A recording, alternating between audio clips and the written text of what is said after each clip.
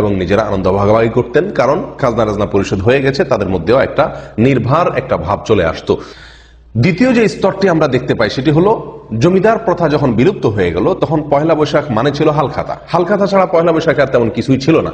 সারা বাংলাদেশে আনাচে কানাচে, শহরে বন্দরে সব জায়গায় সকল দোকানদাররা পয়লা বৈশাখ উপলক্ষে দোকানকে সাজগোজ করিয়ে যে সমস্ত ক্রেতারা সারা বছর বাকি নিয়েছেন তাদেরকে উৎসাহ দিতেন, তাদেরকে জন্য কার্ড বিতরণ করতেন, দাওয়াত দিতেন, যাতে পয়লা বৈশাখ সকালে এসে দোকানে তাদের পূর্বের দেনা পরিশোধ করে নতুন খাতা খোলেন এবং হালনাগাদ করেন তাদের দেনা পাওনার হিসাব নিকাশকে, এবং এ উপলক্ষে কিছু মিষ্টি মন্ডা ইত্যাদি খাওয়ানোর ব্যবস্থা করতেন।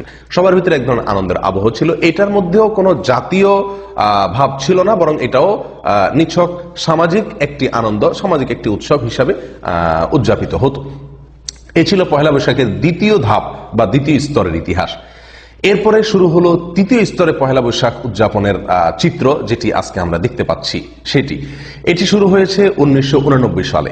আপনি উইকিপিডিয়াতে যদি সার্চ দেন দেখবেন সেখানে বিস্তারিত তথ্য আছে এবং এ সম্পর্কে বিভিন্ন বই পুস্তকেও তথ্য পাওয়া যায়। 1989 সালে সর্বপ্রথম ঢাকা বিশ্ববিদ্যালয়ের চারুকলা ইনস্টিটিউটে বেশ কিছু তরুণ শিক্ষার্থীর উদ্যোগে সর্বপ্রথম এই নতুন আঙ্গিকে বা নতুন ভাবে পহেলা বৈশাখ উদযাপন শুরু হয়। আর এদের মূলে যারা ছিলেন সংগঠক হিসাবে, তাদের মধ্যে অন্যতম ছিলেন কলকাতার বারোদার একজন শিক্ষার্থী, যার নাম ছিল তরুণ ঘোষ। এই তরুণ ঘোষ মূল নেতৃত্বে থেকে আরো কিছু যুবক শিক্ষার্থী তারা মিলে এই পহেলা বৈশাখকে নতুন ভাবে উদযাপনের চিন্তা ভাবনা তারা আবিষ্কার করলেন এবং এটা তারা চারুকলা থেকে শুরু করলেন। আর সেটি ছিল আনন্দ শোভাযাত্রা বের করা। অর্থাৎ পহেলা বৈশাখে সকালে চারুকলা থেকে একটা আনন্দ শোভাযাত্রা বের করে কিছুদূর প্রদক্ষিণ করে ঢাকা শহরের বিভিন্ন জায়গায় ঘুরে আবার সেটা চারুকলা এসে শেষ হতো।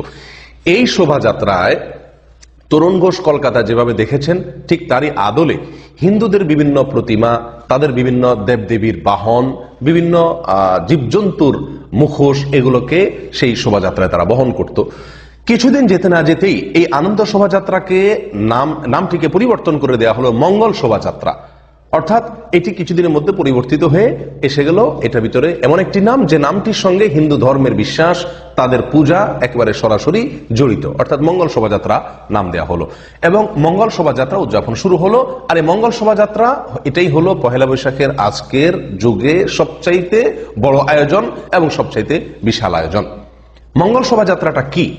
মঙ্গল শোভাযাত্রাটা হলো মূলত পহেলা বৈশাখের সকালে নারী পুরুষ সকলে মিলে ঢোল এবং তবলার তালে তালে রাস্তায় বের হয়ে মিছিল করা, র্যালি বের করা, শোভাযাত্রা বের করা, উদ্দেশ্য মঙ্গল প্রার্থনা করা। অর্থাৎ এই রাস্তায় বের হলে, মিছিল বের করলে ঢোল তবলা বাজাতে বাজাতে নারী পুরুষ একসাথে মিলে মিশে এবং সেখানে বেশ কিছু প্রতিমা, বেশ কিছু পশু পাখি, বেশ কিছু প্রাণীর ছবি, মুখোশ এবং তাদের প্রতিমা, এগুলোকে বহন করা হয়। উদ্দেশ্য এই শোভাযাত্রার মাধ্যমে যেন আমাদের জীবনে বরকত আসে, কল্যাণ আসে, বিপদ আপদ দূর হয়, এই উদ্দেশ্যে এই শোভাযাত্রা বের করা হয়। অমঙ্গল শোভাযাত্রা অর্থাৎ মঙ্গলের জন্য বা মঙ্গলের উদ্দেশ্যে শোভাযাত্রা বের করা। সম্মানিত দর্শক ভাই বোনেরা, এই মঙ্গল শোভাযাত্রায় যে সমস্ত মুখোশ বা যে সমস্ত প্রতিমা ব্যবহার করা হয়ে থাকে, এই মুখোশ এবং প্রতিমাগুলো আসলে কি?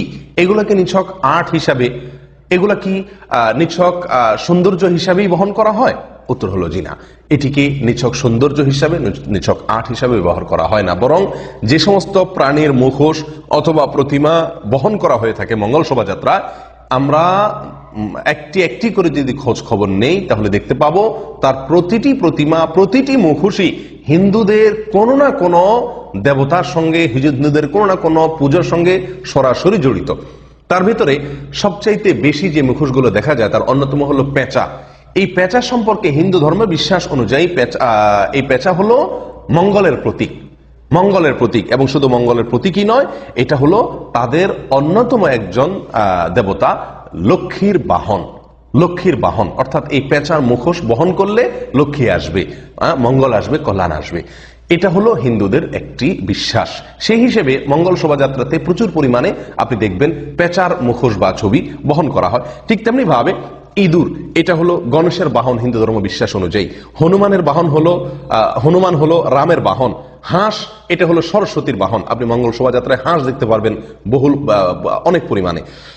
তেমনি ভাবে হাতি এবং বাঘ এবং সিংহ, এগুলো হলো দুর্গার বাহন। আপনি মঙ্গল শোভাযাত্রায় প্রচুর পরিমাণে বাঘ সিংহের মুখোশ আপনি দেখতে পাবেন, এটা হলো দুর্গার বাহন। গাভী এটা হলো রামের সহযাত্রী, ময়ূর এটা হলো কার্তিকের বাহন, এটাও আপনি দেখতে পাবেন মঙ্গল শোভাযাত্রায়।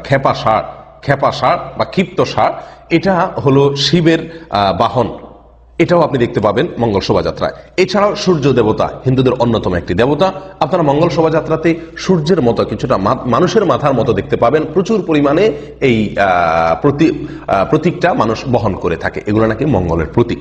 সম্মানিত দর্শক ভাই বোনেরা, এই হলো মঙ্গল শোভাযাত্রার মোটামুটি একটি চিত্র, যেটি আমি আপনাদের সম্মুখে তুলে ধরার চেষ্টা করেছি।